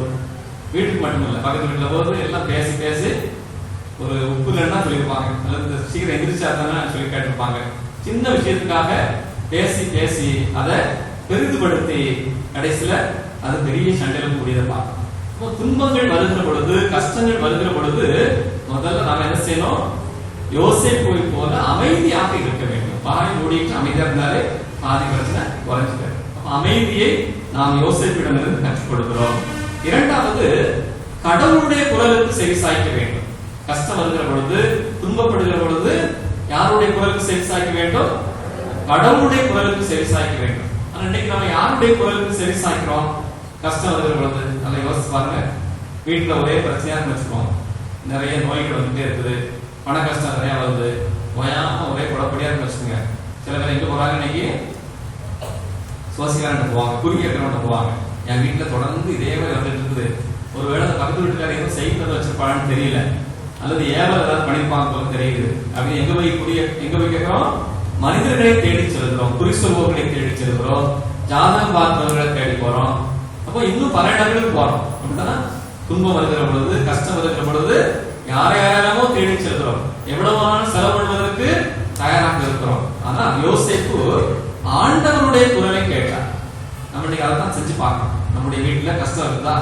எங்க வரணும்? 2 பேரும் கணவன் மனைவிக்கு சண்டை வந்துச்சுன்னா நேரம் வந்து எங்க உட்காரணும்? கோயில வந்து அமைதியா உட்காரணும். இந்த சைடு முடங்கல் போட்டு உட்கார்ந்து நக்கருடைய ஆண்டவர்கிட்ட என்ன செய்யணும்? பேசணும். அவர் வழி காட்டுவார், எது உண்மை, எது நல்லது, எது கெட்டது என்பதை கடவுள் நமக்கு உணர்த்துவார். அப்ப ஆண்டவரை தேட வேண்டும், ஆண்டவருடைய குரலை கேட்க வேண்டும். அது என்ன பிரச்சனையாக இருக்கட்டும், கணவன் மனைவி பிரச்சனையா இருக்கட்டும், அல்லது பெற்றோர் பிள்ளைகளுக்கிடையே மனத்தாங்கள் இருக்கட்டும், அல்லது அண்ணன் உறவு சிக்கலா இருக்கட்டும், நோய்கள் நிறைய வந்துட்டு இருந்ததா இருக்கட்டும், எது வேண்டாம் இருக்கட்டும், அந்த பிரச்சனையின் போது நாம் ஆண்டவருடைய பாதத்தில் அமர்ந்து கடவுளுடைய குரலை என்ன செய்ய வேண்டும்? கேட்க வேண்டும். கடவுள் நமக்கு வெளிப்படுத்துவார். மூன்றாவது, பிரச்சனைகள் முடிந்த பின்பு தொடர்ந்து நாம் என்ன செய்யணும்? துணிவோடு செல்ல வேண்டும், யோசேப்பு போல. ஆனா பல நேரம் நம்ம என்ன செய்யறோம்? கஷ்டம் வந்த உடனே முடங்கி போகிறோம். இனிமே வாழ்க்கையே முடிஞ்சு போச்சு அப்படின்னு நினைக்கிறோம். இந்த நிறைய பார்க்கக்கூடிய எக்ஸாம் டைம்ல 10, 12ஆம் வகுப்பு தேர்வு முடிவுகள் வருகிற பொழுது சில பேர் படிக்கிற குழந்தைகள் எப்ப மார்க் குறைஞ்சு போச்சு, எனக்கு வாழ்க்கை இல்லைன்னு சொல்லி தற்கொலை செய்து கொள்வது எத்தனை பேர் பார்க்கணும். அதோடு வாழ்க்கை முடித்து விடுவதில்லை. அதே போல மற்ற குடும்பங்களில் பார்க்கிறோம், உயிரை மாய்த்து கொடுக்கிறவர்கள் இருக்கிறார்கள். இதனால எனக்கு ஒன்றுமே இல்லை அப்படின்னு சொல்லி குடி பழக்கத்துக்கு அடிமையாக மனிதர்களை பார்க்கிறோம். இனிமே இந்த உறவே வேண்டாம்னு சொல்லி மனைவி அல்லது குடும்பமே வேண்டாம் ஒதுக்கி கொடுக்கிறவர்களை பார்க்கிறோம். கஷ்டம் இருக்கிற பொழுது, துன்பம் இருக்கிற பொழுது அதோடு முடிந்து விடுவது அல்ல. தொடர்ந்து நாம் என்ன செய்ய வேண்டும்? துணிவோடு பிரச்சனைகளை சமாளித்து எதிர்கொள்ள வேண்டும். மீண்டும் பழைய வாழ்க்கைக்கு என்ன செய்ய வேண்டும்? திரும்ப வேண்டும். புதிய நம்பிக்கையோடு வாழ்க்கையை தொடர வேண்டும். இன்னைக்கு 2வது வாசகத்துல வாசிக்கிறோம். முதல் வாசகத்துல பவுலடியார் என்ன செய்கிறாரு? எருசலேம் நகரத்துக்கு போகிறார். திருத்தூதர் பணிகள் 9ஆம் அதிகாரத்தை பார்க்கிறோம். போகிற பொழுது என்ன நடக்குது? 26வது வசனம் வாசிங்க. பவுல் எருசலேம் நகரத்துக்கு வந்தபோது சீடர்களுடன் சேர்ந்து கொள்ள முயன்றார். ஆனால் அவரும் ஒரு சீடர் என்பதை நம்பாமல் அனைவரும் அவரை கண்டு அஞ்சினர். பவுலை பார்த்து செய்யறாங்க, எல்லாரும் பயப்படுறாங்க. ஏன் பயப்படுறாங்க? எது பயப்படுறாங்க? பவுல் அதுக்கு முன்னாடி என்ன நடக்குது? சவுல் என்ன செய்யறாரு? எல்லா இடங்களுக்கும் போய் இயேசுவை பற்றி யாரெல்லாம் போதிக்கிறாங்களோ, யாரெல்லாம் இயேசுவின் மீது நம்பிக்கை கொண்டு கிறிஸ்தவர்களாக வாழ்கிறார்களோ எல்லாரையும் என்ன செய்யறாரு? துன்புறுத்துகிறார். எல்லோரையும் சிறையில் அடைக்கிறார். இதெல்லாம் பார்த்து இந்த மனுஷன் திடீர்னு என்ன செய்யறாரு? தமஸ்கு போகிற பொழுது உயிர் ஆண்டவரை சந்திக்கிறார். பார்வையை இழக்கிறார். மீண்டும் பார்வையை பெற்றுக் கொடுக்கிறார். அதற்கு பின்பு எருசலேமுக்கு என்ன செய்யறாரு? போதிக்க போகிறார். போன உடனே எல்லாரும் அவரை பார்த்து என்ன செய்யறாங்க? பயப்படுறாங்க. நேரத்து வரைக்கும் நம்மளை அடிச்சு வரைக்கிட்டு இருந்தாங்க. இன்னைக்கு வந்து உயிர் ஆண்டவரை பற்றி பறைசாற்றுகிறார் என்று சொல்லி அவர்கள் பயப்படுகிறார்கள். ஆனால் பவுலுடைய என்ன செய்யல? நம்பிக்கை இழந்து விடவில்லை. அவருக்கு தெரியும் அவர் உயிர் ஆண்டவரை சந்தித்திருக்கிறார். எனவே தொடர்ந்து நம்பிக்கையோடு துணிவோடு அவர் என்ன செய்கிறார்? போதிக்கிறார். நிறைய எதிர்ப்புகள் போற இடங்கள் என்ன செய்யறாங்க? எல்லோரும் அவருக்கு எதிராக துன்பங்களை உருவாக்குகிறார்கள். கல்லால் எரிகிறார்கள். நிறைய கஷ்டங்களை கொடுக்கிறார்கள். ஆனாலும் அவன் நற்செய்தி அறிவிப்பதிலிருந்து என்ன செய்யவில்லை? பின்வாங்கவில்லை. நம்முடைய வாழ்க்கையிலும் துன்பங்கள் வருகிற பொழுது துவண்டு விடாமல் தொடர்ந்து பயணிக்க வேண்டும். அன்பான சகோதர சகோதரிகளே, இந்த நாளில் நாம் சிந்தித்து பார்ப்போம். யோசேப்புடைய திருவிழாவை நாம் கொண்டாடுகிறோம். யோசேப்பு பட்ட துன்பங்களின் போது அவர் அமைதியாக இருந்தார். கடவுளுடைய குரலை கேட்டார். தொடர்ந்து துணிந்து நம்பிக்கையோடு பயணத்தை தொடர்ந்தார். நம்முடைய வாழ்க்கையில் வருகிற துன்பங்களின் போதும், கஷ்டங்களின் போதும், தீமைகளின் போதும் நாமும் அமைதியாக இருக்க பழக வேண்டும். ஆண்டவருடைய குரலை கேட்க வேண்டும். தொடர்ந்து புதிய நம்பிக்கையோடு நம்முடைய வாழ்க்கை பயணத்தை தொடர வேண்டும். எனவே அத்தகைய ஒரு அருளை நாம் இந்த நாட்டிலே பெற்றுக்கொள்ள தொடர்ந்து ஜெபிப்போம். இறைவனுடைய அருள் நம்மை வழிநடத்துவதாக. ஆமென். எழுந்து நம்முடைய நம்பிக்கையை அறிக்கையிடுவோம்.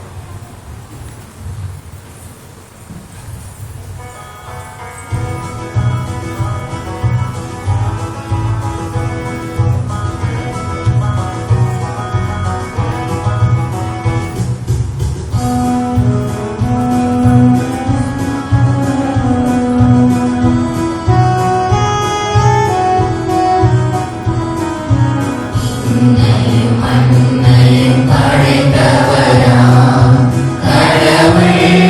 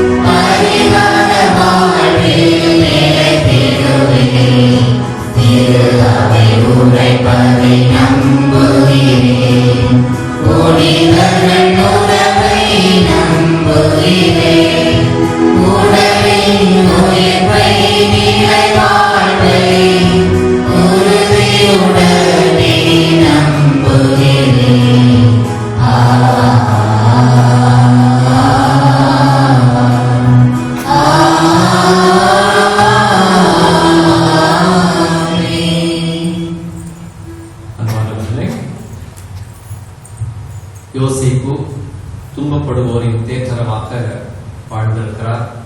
நம்முடைய துன்பத்தின் போதும் நமக்கும் அவர் ஆறுதலாக இருக்கிறார். அந்த நம்பிக்கையோடு நம்முடைய வாழ்வின் தேவைகள் இயேசுவின் அன்பு கட்டளையின் பொருள் உணர்ந்து அவரின் அன்பில் நிலைத்து வழிந்து பிறரை அன்பு செய்து வாழும் வரத்தை குறையுமாறு இறைவா உம்மை மன்றாடுகிறோம். என்றும் எம்மோடு என்று பயணிக்கும் எம் இறைவா, எங்கள் வாழ்க்கையில் எல்லா நிலைகளிலும் கலப்படங்களை பார்த்து பழகிய நாங்கள் களங்கமில்லாத கலப்படமற்ற அன்பை எங்கள் குடும்பங்களிலும் தங்கள் வாழ்கின்ற சமுதாயத்தில் விதைத்த புதியதொரு விண்ணகத்தை இன்றைய இவ்வகையத்தில் கண்டு மகிழ தேவையான அருள்வரங்களை அன்புடன் பொழிய வேண்டும் என்று இறைவா உம்மை மன்றாடுகின்றோம். அன்பு இறைவா, என்று எங்களுக்காக திருப்பணி நிறைவேற்றி மற்றும் நல்ல மழைகளை வழங்கி இறை ஆசிரியை பெற்று தந்த அருள்பணி செயல்பாளர் அவர்களின் உறவுள்ள ஆன்ம நலனுக்காகவும் இவர்கள் செய்யும் பணி சிறக்கவும் சூசேப்பர் வழியாக இறைவா உம்மை மன்றாடுகின்றோம். தாழ்ந்து தரும் உணவு நானே என்று கூறிய இறைவா, இன்று முதலாக உன் திரு உடலையும் இரத்தத்தையும் உட்கொள்ள இருக்கின்ற உமது அன்பு பிள்ளைகளை சமர்ப்பிக்கின்றோம். இவர்கள் உண்மையை பின்பற்றி இறுதி வரை விசுவாசத்திலும் இறை ஞானத்திலும் நிலைத்திருக்க வேண்டும் என்று புனித சூசேப்பர் வழியாக இறைவா உம்மை மன்றாடுகிறோம். எம் இளைய சமுதாயம் வாழ்வு பாதைகளை பயணங்களை தீர்மானிக்கும் நேரம் இது. பல இளையோர் தங்கள் பள்ளி படிப்பை அல்லது கல்லூரி படிப்பை முடித்துவிட்டு தங்கள் தொடர் கல்வியை பணியை அல்லது வாழ்வை தீர்மானிக்கும் நேரத்தில் இருப்பார்கள். இவர்கள் இயேசுவின் உடனிருப்பை உணர்ந்து அவரில் நம்பிக்கை கொண்டு புது மாற்றங்களையும் வாழ்க்கை பயணங்களையும் காண தேவையான ஞானத்தையும் ஆற்றலையும் பொழிய வேண்டும் என்று இறைவா உம்மை மன்றாடுகின்றோம்.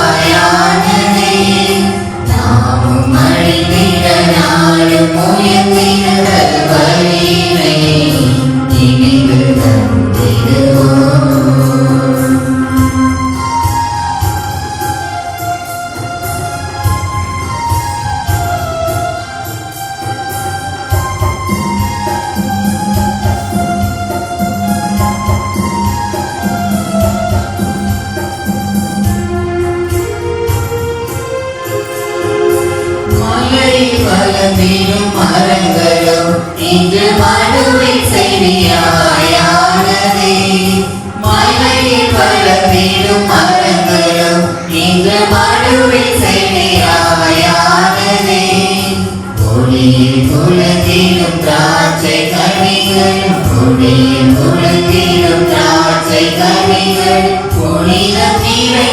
நிறைந்திடுவே இங்கு புனிதம் நிறைந்திடுவே ஈடில்லாத வழியினை நினைந்து தந்திடுவோம் ஈடில்லாத வழியினை நினைந்து தந்திடுவோம். அன்பானவர்களே, என்னுடையதும் உங்களுடையதுமான இப்பலி எல்லாம் வல்ல தந்தையாகிய கடவுளுக்கு ஏற்றதாக அமையும்படி மன்றாடுங்கள். ஆண்டவர் தமது பெயரின் புகழ்ச்சிக்காகவும் ஆட்சிக்காகவும் நமது நன்மைக்காகவும் புனித திரு அவை அனைத்தின் நலனுக்காகவும் உமது கையிலிருந்து இப்படியை ஏற்றுக்கொள்வாராக. ஆண்டவரே, இந்த பலியின் வணக்கத்துக்கு உரிய பரிமாற்றத்தால் எங்களை உமது உன்னதமான ஒரே இறையியலில் பங்கு பெறச் செய்ய உம்மை வேண்டுமென்றோ. அதனால் உமது உண்மையை அறிந்து கொண்ட நாங்கள் அதை தகுதியான செயல்களால் எமதாக்கிக் கொள்வோமாக. எங்கள் ஆண்டவராகிய கிறிஸ்து வழியாக உம்மை மன்றாடுகின்றோம்.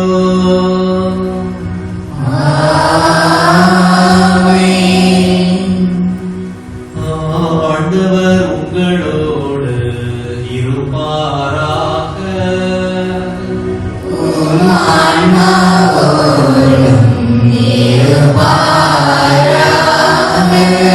இதயங்களை மேலே எழுப்புங்கள்.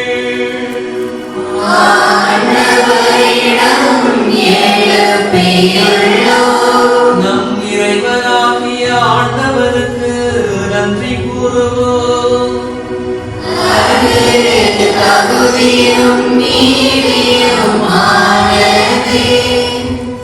ஆண்டவரே,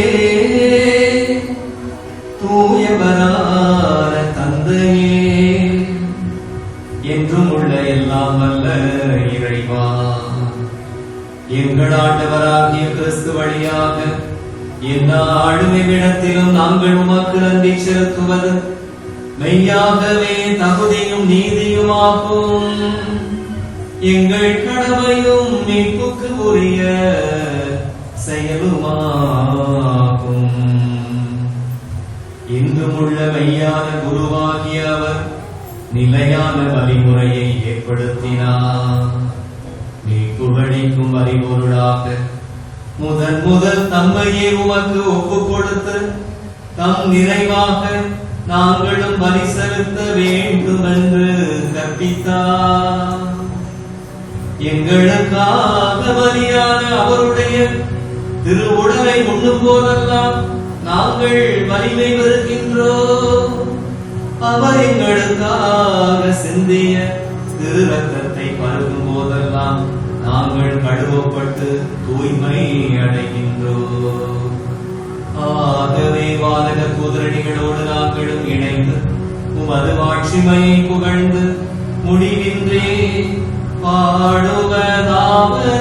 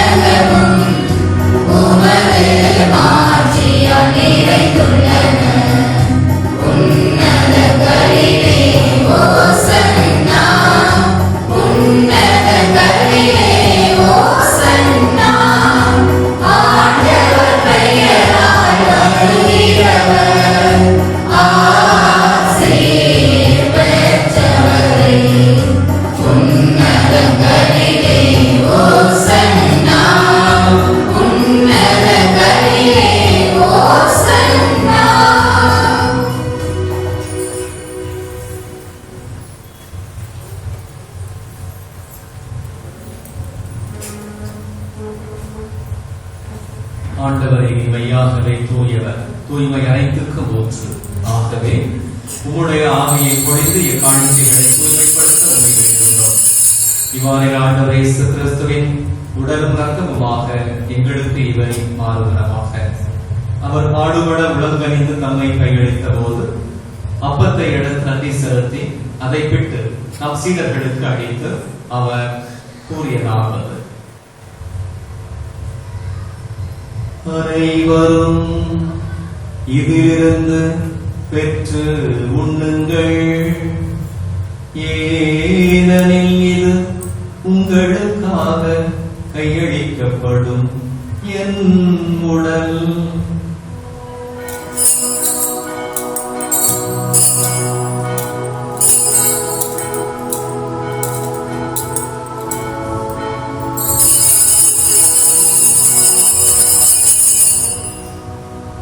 அவ்வண்ணமே இரவு விருந்தை அருந்திய பின் கிண்ணத்தையும் எடுத்து மீண்டும் உமக்கு நன்றி செலுத்தி தம் சீடர்களுக்கு அழைத்து அவர் கூறியதாவது: அனைவரும் இதிலிருந்து பெற்று பருகுங்கள், ஏனெனில் இது புதிய நிலையான உடன்படிக்கைக்கு உரிய என் இரத்தத்தின் கிண்ணம். இது பாவ மன்னிப்புக்கென்று உங்களுக்காகவும் பலருக்காகவும் சிந்தப்படும். இதை என் நினைவாக செய்யுங்கள்.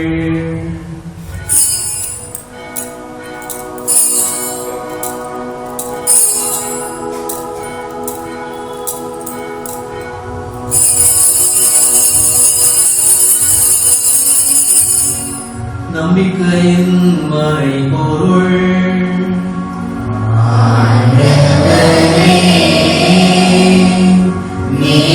அப்பத்தை மீட்பளிக்கும் கிண்ணத்தை உமக்கு ஒப்புக் கொடுக்கின்றோம். உம் திருமுழுக்கு உமக்கு ஊழியம் புரிய தகுந்தவர்கள் என எங்களை ஏற்றுக்கொண்டீர். எனவே உமக்கு நன்றி செலுத்துகிறோம். மேலும் கிறிஸ்துவின் உடலிலும் ரத்தத்திலும் பங்கு கொள்ளும் எங்களை தூய ஆவியார் வந்து சேர்க்க வேண்டுமென உம்மை தாழ்மையுடன் அன்றாடுகின்றோம். ஆண்டவரே, உலகெங்கும் பரவி இருக்கும் அந்த திரு அவையை நினைவு கூர்ந்திடும். எங்கள் திருத்தந்தை பிரான்சிஸ், எங்கள் ஆயர் அந்தோனிசாமி, எல்லா திருநிலையினர் அனைவரோடும் உமது திரு அவையின் முடிவில் நிறைவு பெறச் செய்திருக்கிறோம். முக்கியமாக இன்றைய நாளிலே ஆண்டவருடைய திரு உடலையும் திரு ரத்தத்தை உட்கொள்ளப் போகிற இந்த பிள்ளைகளை நிறைவாக ஆசீர்வதித்து மறு சாட்சிகளாக வாழ்த்திடவும் இந்த திருப்பலியில் ஒப்புக் கொடுக்கப்பட்ட அனைத்து குடும்ப கருத்துக்களையும் உடைய திருப்பாதத்தில் வைக்கின்றோம். நம்முடைய புனித சூசைப்பர் வழியாக இந்த குடும்பங்களை நிறைவாக ஆசீர்வதிப்பீராக. மேலும் உயிர்த்தலும் எதிர்நோக்குடன் துயில் கொள்ளும் எங்கள் சகோதர சகோதரிகளையும் இறந்தோர் அனைவரையும் இரக்கத்துடன் நினைவு கூர்ந்து உமது திருமுக ஒளியினுள் ஏற்றலும் எங்கள் அனைவர் மீதும் இரக்கமாயிரும். கடவுளின் கன்னி தாயான புனித மரியா, அவருடைய கணவரான புனித யோசேப்பு, புனித திருத்தூதர்கள், இவ்வுலகில் உமக்கு உகந்தவராயிருந்தோர் ஆகிய புனிதர் அனைவருடனும் நாங்கள் நிலை வாழ்வில் பங்கு கொள்ளும் தகுதி பெற்று உம் திருமகன் இயேசு கிறிஸ்து வழியாக உம்மை புகழ்ந்தேத்தும் வரமருள உம்மை மன்றாடுகிறோம்.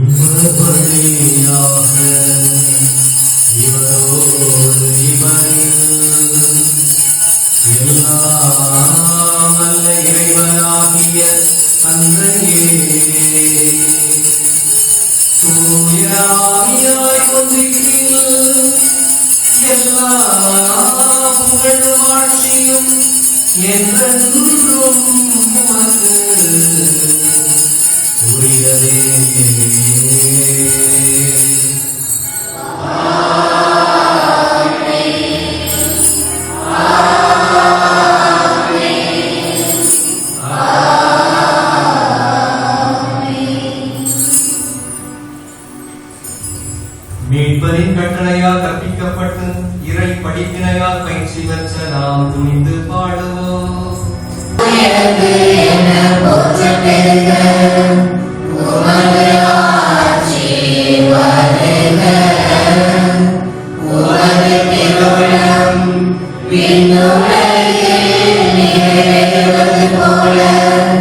மண்ணுலகில்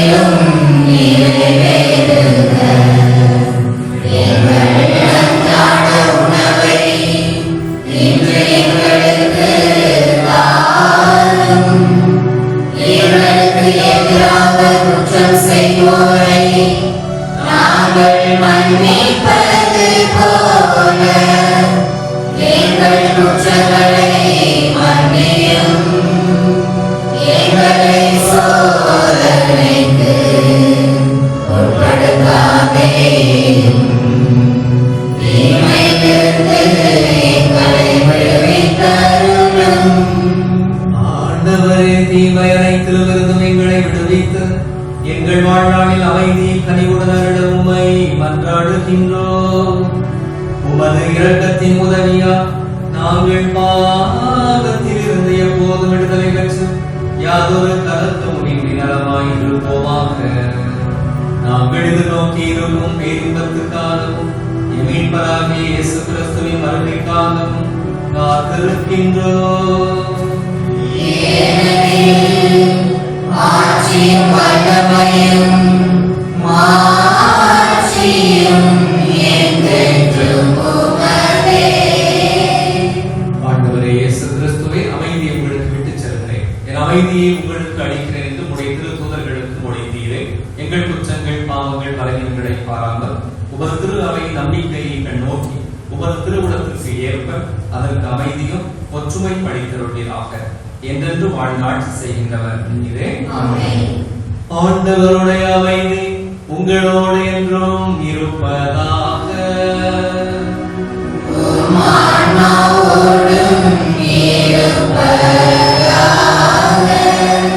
மகிழ்ச்சியோடு உயிர் தாண்டவர் தருகிற அமைதியை ஒருவருக்கொருவர் பகிர்ந்து கொள்வோம்.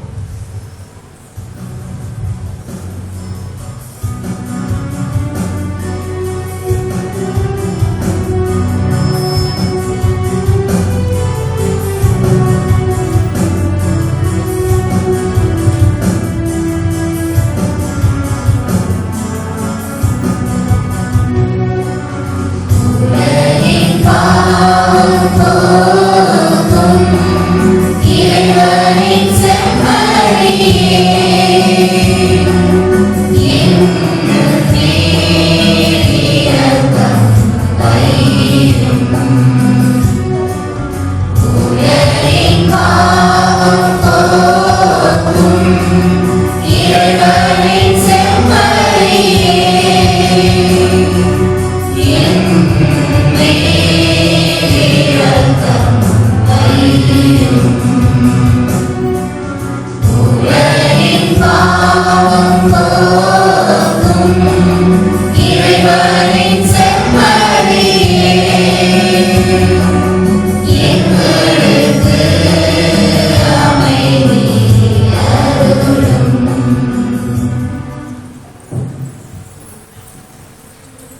இதோ இறைவனின் செம்மறி, இவரே உலகின் பாவங்களை போக்குகின்றவர்.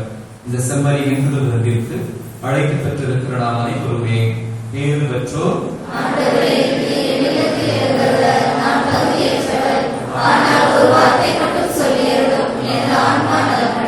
கிறிஸ்துவின் திருவுடல் திருரத்தமும் நம்மை காத்து நிலை வாழ்வும் அளிப்பதாக.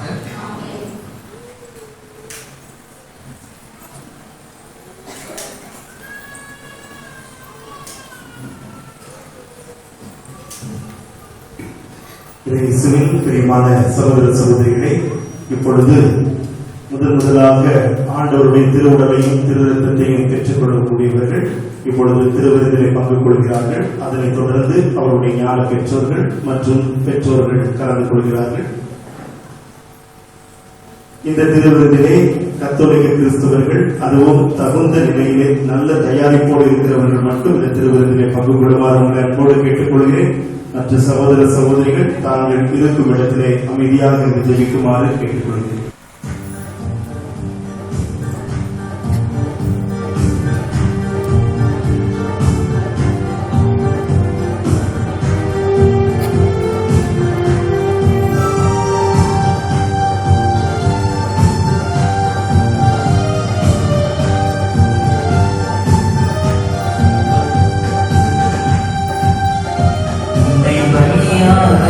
தெய்வம் என் வாழ்விலே உலவ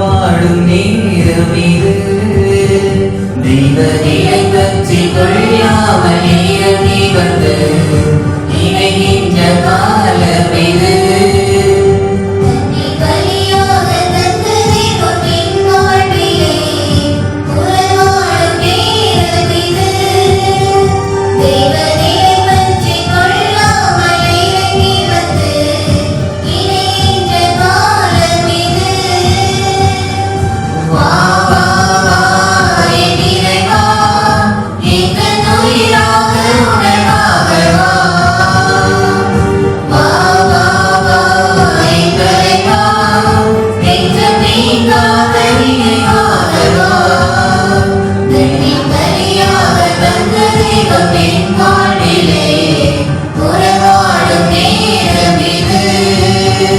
தெய்வ நிலை பற்றி கொள்ளாமல் இறங்கி வந்து இணைகின்ற காலம் இது.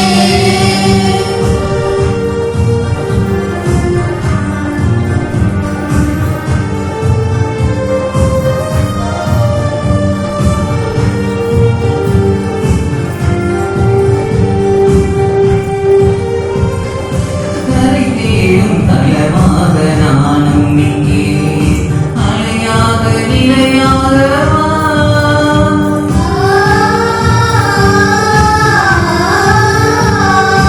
ஒளி தேடும் மலராக நான் சாய்கிறேன். மறையாத குறையாது என் குறையும் என்னை அணுகாது. அக்கறையால் என்னை இறங்காது. என் குறையும் என்னை அணுகாது. அக்கறையால் என்னை இறங்காது. மனம் தன்னை உன்னை கண்டேனா? என்ன தவம் செய்தேன் நீ என்னில் வாசம் செய்ய? நான் உனக்காக ஒரு வானை பாடி வா. என் இறைவா, இந்த உயிராக உணர்வாக வா. நம்முடைய மண்ணின் பாதுகாவலரான புனித சூசையப்பருடைய 7வது பிறநாளை இன்று பெருமகிழ்ச்சியோடு நாம் கொண்டாடி இறை ஆசிரியர் பெற்றிருக்கிறோம். இந்த நாளையும் இந்த திருப்பலியில் பங்கு கொள்ள இறைவன் நிறைவாக நம்மை ஆசீர்வதிப்பதற்காகவும் கடவுளுக்கு நாம் நன்றி சொல்லுவோம்.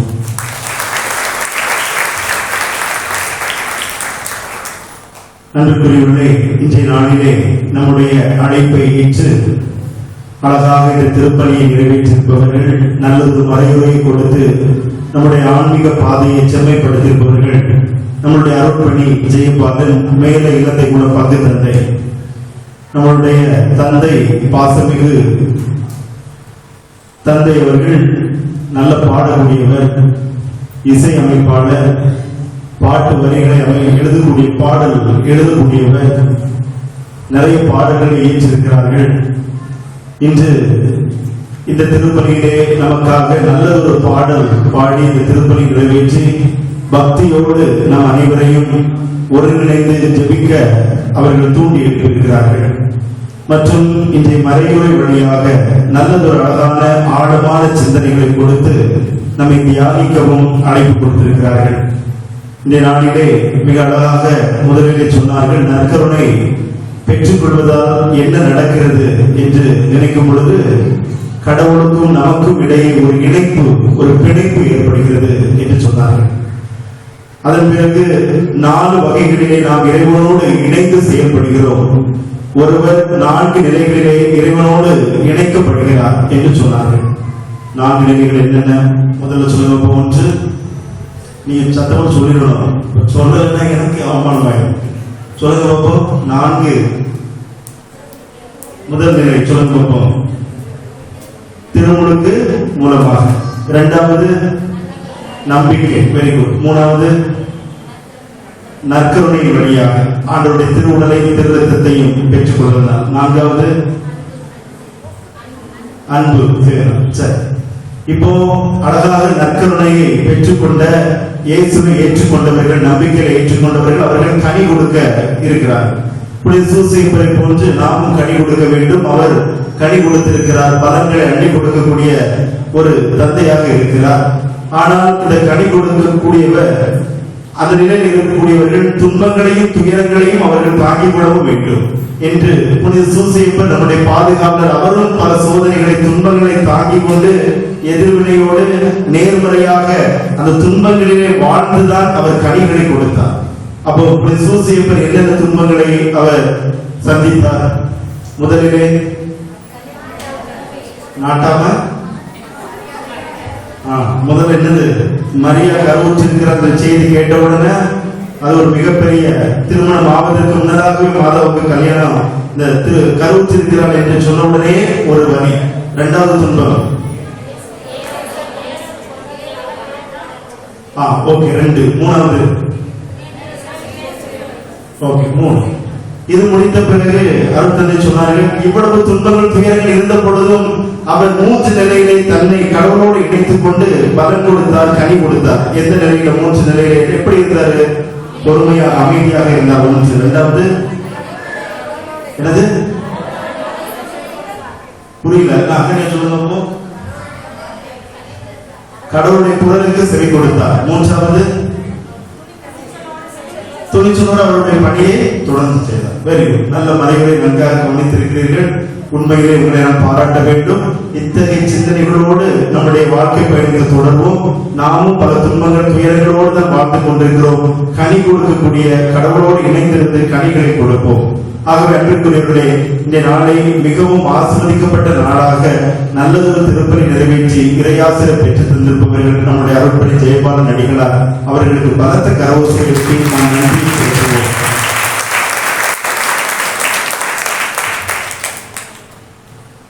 நம்மளுடைய நன்றியை செலுத்தும் வகையிலே தம்பி யோசேப் அவர்கள் இந்த பொன்னாடியை போர்த்தி அருட்தந்தைக்கு நன்றி செலுத்துகிறார்கள்.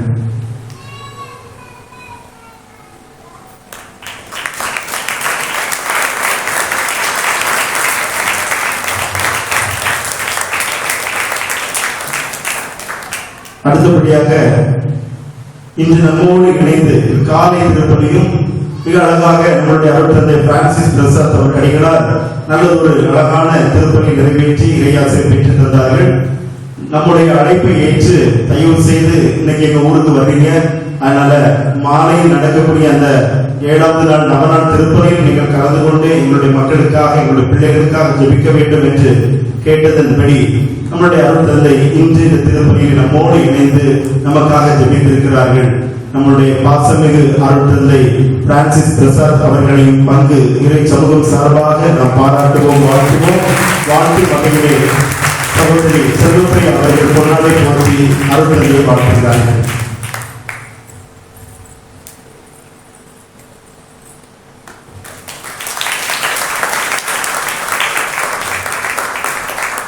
அன்பார்ந்தவர்களே, உண்மையிலேயே முதலாக திருவிருந்தை பெற்றுக் கொண்டவர்களை பாராட்டுவதற்கு முன்னதாக அவர்களை நல்ல முறையிலே தயாரித்தவர்கள் அருட் சகோதரி ஜெனிஃபர் மற்றும் அருட் சகோதரி சுஜி மற்றும் தம்பி லாரன்ஸ். இவர்கள் நல்ல முறையிலே இவர்களை தயாரித்தார்கள். கடந்த ஒரு 25 நாட்களாக நல்ல தயாரிப்போடு, அது மட்டுமல்லாமல் நேற்றைய தினம் பாவ சிகிச்சை நடந்தது. நல்லதொரு ஒப்புரவு சாதனத்தை அவர்கள் பெற்றுக் கொண்டார்கள். உண்மையிலேயே ஆர்வத்தோடு ஆன்மீக தாகத்தோடு இந்த நாளில் இந்த திருவிருந்தை பெற்றிருக்கிறார்கள். ஆகவே முதலிலே நம்முடைய அருள் சகோதரிகளுக்கு நம்முடைய பாராட்டுகளையும், இரண்டாவதாக இன்று திருவிருந்தை பெற்றுக் கொண்ட உங்களுக்காகவும் தொடர்ந்து நாங்கள் ஜெபிக்கிறோம். நல்ல சாட்சிகளாக வாழ்ந்திட உங்களுக்காக நாங்கள் தொடர்ந்து ஜெபித்து உங்களை பாராட்டுகின்றோம். இந்த நாளிலே நல்ல இந்த வழிபாட்டை நல்ல முறையில் சிறப்பித்துக் கொடுத்தவர்கள் நம்முடைய பங்கின் இளையோர் இயக்கம் மற்றும் மறைக்கல்வி மாணவ மாணவிகள் எல்லாரும் இணைந்து ஒரு கிட்டத்தட்ட ஒரு 2-3 நாட்களாக வந்து வழிபாட்டை எப்படி சிறப்பிக்கலாம், இன்றைய நாளை எங்களுக்குரியது என்று அவர்கள் இணைந்து வந்து எல்லா பிள்ளைகளும் தொடக்கத்திலிருந்து கடைசி வரை எல்லாரும் வெண் ஆடை உடுத்தி வரவேற்பு அங்கிருந்து வருகை பவனி அழகாக ஒன்று சேர்ந்து ஒற்றுமையோடு நல்ல முன்னுரை வாசித்து வருகை பவனிலே கலந்து கொண்டு காணிக்கை பவனிலே கலந்து கொண்டு தங்களுடைய பங்கேற்பையும் இன்றைய வழிபாட்டை நல்ல முறையில் சிறப்பித்துக் கொடுத்திருக்கிறார்கள்.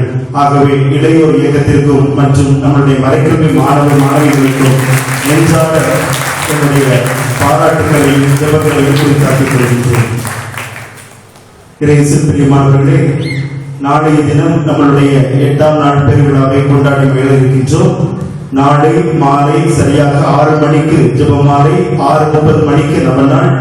அதனைத் தொடர்ந்து அருட்பணி ஜெகன் ராஜா சேர்ந்த மரம் பங்கு தந்தை அடிகளார் அவர்களால் திருப்பலி நிறைவேற்றி நாளை தினம் நாம் சிந்திக்கக்கூடிய கருப்பொருள் புனித சூசையப்பர் குடும்பங்களின் பாதுகாவலர் என்ற கருப்பொருளிலே நாம் சிந்திக்க இருக்கின்றோம். நாளைய தினத்தை சிறப்பித்துக் கொடுக்க இருக்கக்கூடியவர்கள் புனித வேளாங்கண்ணி மாத அன்பி உறுப்பினர்கள். தயவு செய்து வேளாங்கண்ணி மாத அன்பி உறுப்பினர்கள் அனைவரும் இணைந்து நாளைய வழிபாட்டை நல்ல முறையில் சிறப்பித்துக் கொடுக்க உங்களை அன்போடு கேட்டுக் கொள்கின்றேன். மற்ற இறைமக்களும் தயவு செய்து குறித்த நேரத்திலே திருப்பலியை முழுமையாக கலந்து கொண்டு இறையாசிரியை பெற்றிடவும் நான் அன்போடு கேட்டுக் கொள்கின்றேன். அனைவரும் நன்றி மன்றாட்டிற்காக எழுந்திருப்போம்.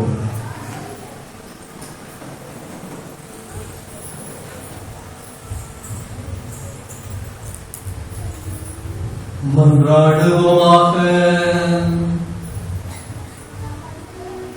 ஆண்டவரே, விண்ணக மறை நிகழ்வுகளால் நீர் நிறைவு செய்த மக்களுடன் கனிவாய் தங்கியிருக்க உம்மை வேண்டுகிறோம். பழைய நிலையிலிருந்து வாழ்வின் புதிய நிலைக்கு நாங்கள் கடந்து செல்ல செய்வீராக. எங்கள் ஆண்டவராகிய கிறிஸ்து வழியாக உம்மை மன்றாடுகின்றோம்.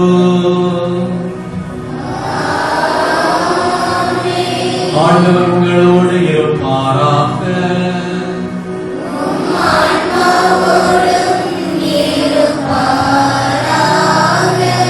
எல்லாம் வல்ல இறைவன் தந்தை, மகன், தூய ஆவியார் உங்கள் அனைவரையும் ஆசீர்வதிப்பாராக. சென்று வாழுவோம். வாழ்வின் பலி தொடர்கின்றது. அல்லேலூயா, அல்லேலூயா.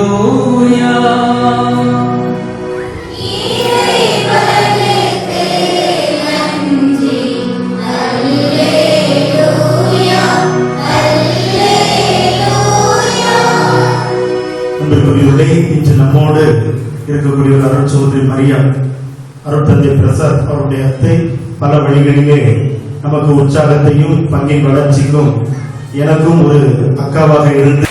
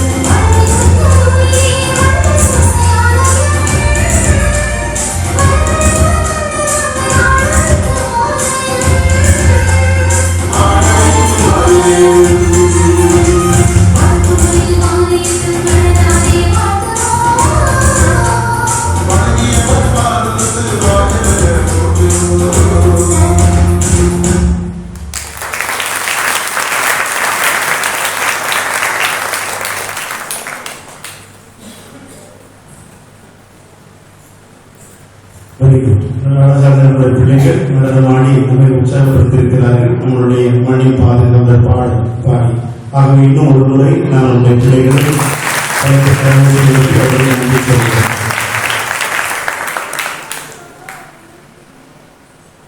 திருத்தந்தையின் கருத்துக்களுக்காகவும் திருச்சபை